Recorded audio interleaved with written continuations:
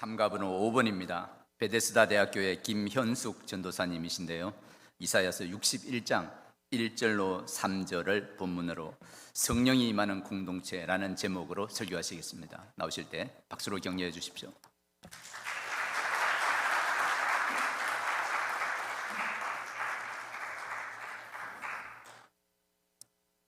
할렐루야, 아름다운 10월입니다. 저는 몇 달 전 시애틀 근처에 있는 올림픽 국립공원에 다녀왔습니다. 가장 기억에 남는 곳은 호 레인포레스트였어요. 울창한 숲을 바라보면서 하나님이 만드신 그 아름다운 대자연을 보며 하나님을 찬양하고 묵상하는 휴식의 시간을 보내고 왔습니다. 여러분 혹시 이런 말 들어보셨나요? 나무가 천천히 자랄수록 단단한 나무로 자란다고 합니다. 울창한 숲속에서 자라는 어린 나무는 햇빛의 3%밖에 받지 못한다고 해요. 그럼에도 불구하고 숲속에서 자라는 나무가 단단하게 자라는 이유는 천천히 느리게 자라면서 단단한 나무가 되고 오래 사는 나무가 되어가는 것입니다.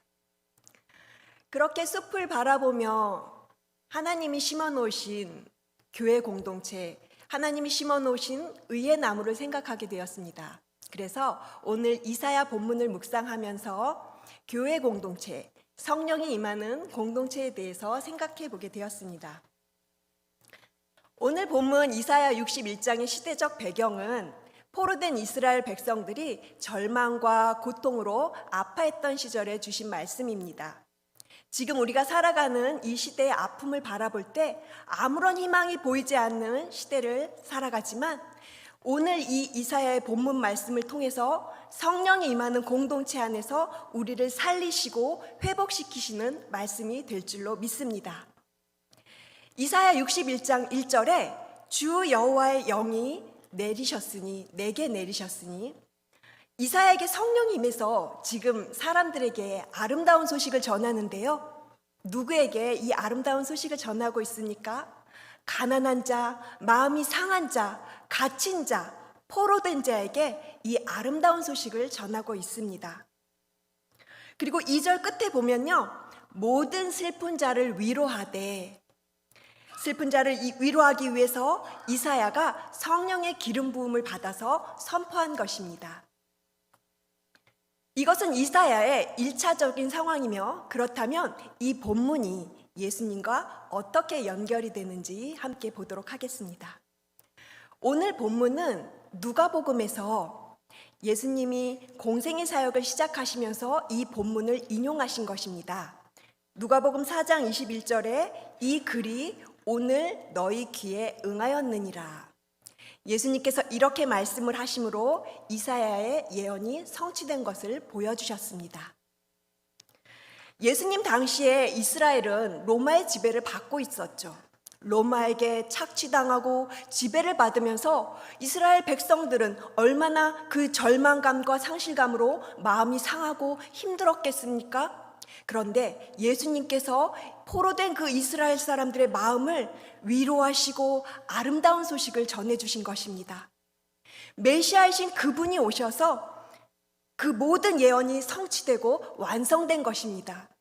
그렇게 예수님은 제 가운데 살아가는 포로된 우리를 위해서 십자가에서 죽으시고 부활하시고 승천하셨습니다. 그렇다면 지금 이 세상에는 여전히 가난한 자, 마음이 상한 자, 위로가 필요한 자들이 있는데 그들은 누가 찾아가야 합니까? 누가 그들을 위로할 수 있습니까? 주 여호와의 영이 내게 내리셨으니 이는 아름다운 소식을 전하게 하시려고요. 누가 이 소식을 전하나요? 우리에게 복음을 전하게 하시려고 성령을 부어주신다는 것입니다. 교회 안에 공동체 안에 성령을 부어주시면 어떤 일이 생깁니까? 오직 성령이 너에게 임하시면 너희가 권능을 받고 예루살렘과 온 유대와 사마리아와 땅끝까지 이르러 내 증인이 되리라. 성령이 임하는 공동체가 되면 첫 번째 아름다운 소식, 복음을 전하게 됩니다. 예수님께서 성령의 능력을 입고 이 땅에 오셨습니다. 복음은 기쁜 소식, 아름다운 소식인데 어떠한 마음을 가진 자들에게 이 복음이 전해지나요? 마음이 가난한 자가 복음을 전해받습니다. 여기서 가난한 자란 상처나 억압으로 인해서 고통당하는 자를 뜻하며 포로된 이스라엘 백성을 뜻하고 있습니다. 더 나아가서는 나 자신에게 소망이 없기에 오직 하나님이 보내실 메시아를 기다리며 사는 심령을 말하는 것입니다. 마태복음 5장에 보면 마음이 가난한 자가 복이 임한다고 했습니다. 심령이 가난한 자가 복이 있다고 했는데 여기서 가난한 자의 헬라어 단어 푸토코이는 영적인 상태, 영적인 파산 상태임을 깨닫는다라는 단어로 사용된 의미입니다. 이 세상의 모든 소망이 끊어지고 오직 하나님의 은혜와 자비를 바라며 나의 모든 것을 포기하고 하나님만 바라는 겸비한 자를 뜻하는 단어입니다. 마음이 상한 자, 포로된 자, 갇힌 자, 이러한 모습은 예수님을 만나기 전에 저와 우리의 모습입니다. 죄로 인해서 소망이 없음을 깨닫고 예수 그리스도께로 돌아오는 것이 은혜입니다. 2절 보시면요, 여호와의 은혜의 해와 우리 하나님의 보복의 날을 선포하여 모든 슬픈 자를 위로하되, 여기서 말하는 은혜의 해는 구원의 날을 말하죠. 그렇다면 보복의 날은 무슨 날입니까? 심판의 날을 뜻하는데요, 죄를 깨닫고 예수 그리스도께로 돌아온 자들에게는 심판의 날이 은혜의 날, 축제의 날이 되는 것입니다. 사랑하는 성도 여러분, 죄를 깨닫고 예수 그리스도께로 돌아오는 것이 은혜입니다. 성령께서 죄를 깨닫게 하시고 예수 그리스도께로 돌이키는 은혜의 역사가 저와 여러분 모두에게 임하시기를 주님의 이름으로 축복합니다. 성령이 임하는 공동체가 되면 두 번째, 기쁨의 기름 부음이 임합니다. 예수님께서 사역을 시작하시기 전에 성령의 기름 부음을 받으셨습니다. 여기서 기름을 붓다, 바르다라는 말에서 메시아라는 단어가 생겨났는데, 메시아로 오신 그분은 예수 그리스도의 성령과 능력으로 기름 부음을 받으셨습니다. 또한 기름은 상처를 치유하고 회복시키는 의미를 가지고 있습니다. 모든 슬픔과 아픔 가운데 살아가는 사람들에게 성령을 부어주시면 그 삶의 모든 고통과 아픔과 절망에서 치유되고 회복의 역사가 일어나는 것입니다. 주 여호와의 영이 공동체 가운데 임하시면 성령으로 말미암아 치유와 회복의 역사가 일어날 줄로 믿습니다. 로마서 5장 5절 말씀에는 우리에게 주신 성령으로 말미암아 하나님의 사랑이 우리 마음에 부음바되었다고 했습니다. 성령님, 우리 안에 부어주시옵소서. 성령의 충만한 기름이 우리 안에 가득 넘쳐서 하나님의 사랑을 전하고 나타내는 저희가 되게 하여 주시옵소서.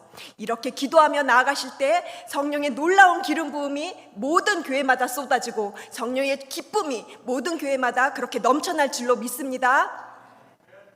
성령께서 예수님께 기름 부음으로 그렇게 임하셨던 것처럼 은혜의 시대를 살아가는 저와 여러분에게도 그렇게 성령의 기름 부음이 있으시기를 주님의 이름으로 축복합니다.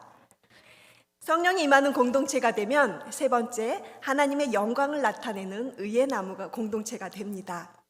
의의 나무, 하나님께서 영광을 나타내시려고 손수 심으신 나무라고 부르십니다. 예수 그리스도로 말미암아 의의 나무가 된 자들에게는 더 이상 슬픔이 아닙니다. 왜냐하면 예수 그리스도의 십자가의 보혈로 죄인의 자리에서 의인으로 불러주시기 때문입니다. 하나님의 영광을 나타내는 의의 나무 공동체는 십자가의 보혈로 의롭게 된 공동체입니다. 하나님께서 직접 심으시고 의로운 백성으로 삼아주시고 하나님의 영광을 나타낼 자라고 불러주시는 성령이 임하는 공동체입니다. 설교를 정리하겠습니다. 성령이 임하는 공동체는 구원의 아름다운 소식을 통해 죄인을 의인이라고 회복시켜 주시고 성령께서 기쁨의 기름을 부어주십니다. 교회 공동체에 성령으로 말미암아 열매 맺는 의의 나무들, 하나님께서 손수 심으신 의인이라고 부르시는 성도님들 안에서 하나님의 놀라운 생명의 회복을 이루어 가실 줄 믿습니다. 우리 교회 공동체 안에는 제가 사랑했던 권사님의 간증을 여러분께 나누고 싶습니다. 우리 교회 공동체 안에서 지금은 천국에 가셨지만 그 공동체 안에서 함께 살아가는 소중함에 대해서 그 권사님은 간증하셨습니다. 투병의 시간이 하나님께서 오히려 잘 차려주신 밥상을 받고 있는 그런 시간이라며 이 투병으로 인해 교회 공동체 안에서 많은 사람들이 다가와주고 손을 내밀어주고 윌체어도 밀어주고 이렇게 그동안 만나지 못했던 많은 사람들이 그 권사님과 함께 하면서 하나님이 주시는 기쁨을 누렸습니다. 우리는 섬김을 생각할 때 한쪽에서 일방적으로 주는 섬김에 대해서 생각을 하죠. 뭔가 연약한 사람들한테 줘야 되는 어떤 그러한 섬김에 대해서 생각을 하죠. 그런데 제가 그 권사님과 함께하는 그 많은 사람들에게서 흘러나오는 은혜를 보면서 섬김이라는 것은 일방적이지 않구나. 섬김이라는 것은 함께 있으면서 그렇게 전해지는 것이구나. 그래서 공동체 안에서 연약한 사람들과 함께한다는 것이 얼마나 소중한 것인지를 깨닫게 되었습니다. 그래서 제가 이사야 61장을 묵상하면서 공동체의 소중함에 대해서 더 깊이 알게 되었습니다. 사랑하는 성도 여러분, 숲속의 나무는 서로 경쟁을 하는 것이 아니라 함께 영양분을 나누고 함께 더위와 추위를 이겨내면서 공동체를 유지해 간다고 합니다.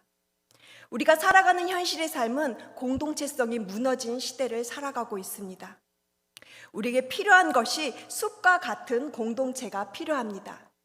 우리는 숲속의 나무처럼 서로 살을 맞대고 설키고 얽히면서 함께 살아가는 것이 필요합니다. 세상은 점점 개인화되어 가고 고독과 외로움으로 인해서 병들어갑니다. 외로움으로 인한 우울증의 문제는 나 개인의 문제가 아니라 그것을 넘어서서 국가적인 문제로 바뀐 현실임을 우리는 미디어를 통해서 자주 접하게 됩니다. 여러분은 각자에게 속한 공동체 안에서 어떠한 관계성을 가지고 살아가십니까? 함께하는 공동체는 여러분에게 어떤 공동체이십니까? 함께 기뻐하고 함께 아파하며 더불어 함께 살아가는 공동체, 더 낮은 곳을 향해서 나아가신 예수님처럼 여러분의 공동체 안에서도 더 낮은 곳을 향해서 나아가시며 성령께 순종하심으로 기쁨을 누리시게 될 것입니다. 성령이 임하는 공동체 안에서 하나님의 영광을 나타내는 기쁨이 넘쳐나는 예수 그리스도의 의의 나무들로 충만한 성령 충만한 공동체로 나아가시기를 주님의 이름으로 축복합니다.